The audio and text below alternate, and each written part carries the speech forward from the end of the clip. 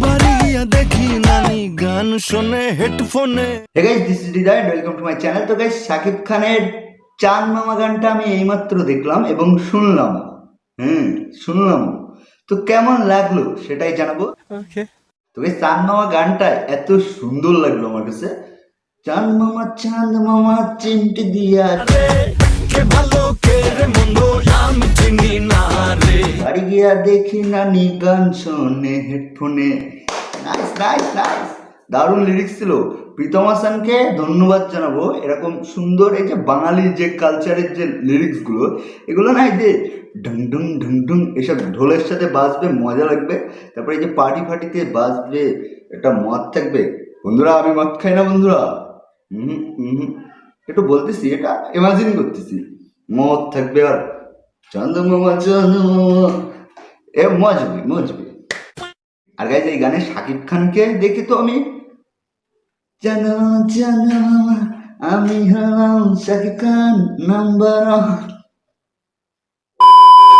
Guys এখানে শাকিব খানের ড্যান্সের স্টেপগুলো আহামরি কিছু ছিল না, কিন্তু এই যে গান অনুযায়ী এই তো গানে এরকম একটু পাগলা ড্যান্স, এগুলো তো মজা লাগবে তাই না? এখানে তো এই যে এই ডান্স দিলে তো ভালো লাগবে না, না? এখানে একটু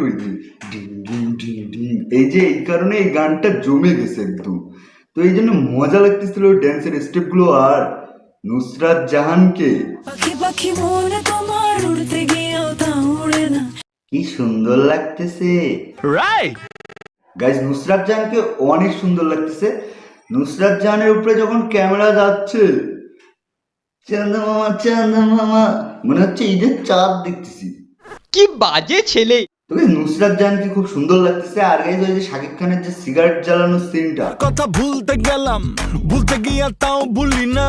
ওই সিনটা দেখে মনে হচ্ছে খুব কষ্ট করে নেওয়া হয়েছে। সিনটা অনেক ক্রিয়েটিভলি নেওয়া হয়েছে, খুবই দারুণ একটা শট। রাইট। আর গাইজ এই গানের সেট ডিজাইন নিয়ে কথা বলতে হবে। বাংলা সিনেমার সেট ডিজাইন অনুযায়ী এই সেটটা অনেক ভালো ছিল। আচ্ছা, দেখে কোনোভাবে মনে হয় না যে এটা বাংলা সিনেমার গান।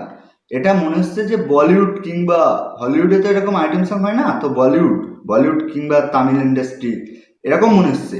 খুবই সুন্দর লাগতেছে। আর নুসরাত জাহান খুবই সুন্দর লাগতেছে, কিন্তু যতই সুন্দর লাগুক গাইস, এর মতো সুন্দর লাগতেছে না। মনে আগুন লেগেছে, তুই চলে ঢেলে দে, শৈলা জল রে তুই শীতল করে দে। এই আইটেম গাল আমাদের বাঙালির ইমোশন। নুসরাত, একে ক্রস করতে পারবে না তুমি। রাইট। জোকস অ্যাপার্ট গাইস, নুসরাতকে এই সিরিজে মানে এই গানে নেওয়ার ডিসিশনটা খুবই ভালো একটা ডিসিশন। আগের বার যেমন তুফানে আমরা এই যে মিমিকে গানে যে দুষ্ট কিনো নাচে রে কুকু, ওই গানটাই নেওয়া, এটাও খুব ভালো ডিসিশন ছিল। সেরকম এবার নুসরাতকে নেওয়া এই গানে খুবই ভালো ডিসিশন। খুবই ভালো লাগতেছে নুসরাতকে। রাইট।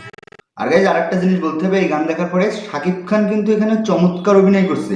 হয়তোবা লোকের মনে হতে পারে যে এই গানে কি অভিনয়, তো পাগলাপানা ড্যান্স। এই পাগলাপানা ড্যান্সটা না গাইজ সবাই করতে পারে না, এটা ট্যালেন্ট লাগে এর জন্য। এটা খুবই মজাদার একটা ড্যান্স, এর জন্য একটু ভাইব লাগে। ওই গানের সাথে ভাইব না মিললে এরকম ড্যান্স করা যায় না। তো শাকিব খানের সাথে ওই গানের ভাইব মিলছে, এই জন্য চাঁদ মামা চিমটি দিয়া যাহারে নে ইয়ার কি রাখ।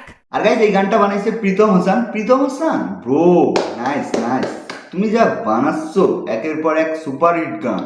লাগে উড়া ধুরা, আগের বছর বানালে লাগে উড়া ধুরা, তুমি কোন শহরের মাইয়া গো লাগে উড়া ধুরা।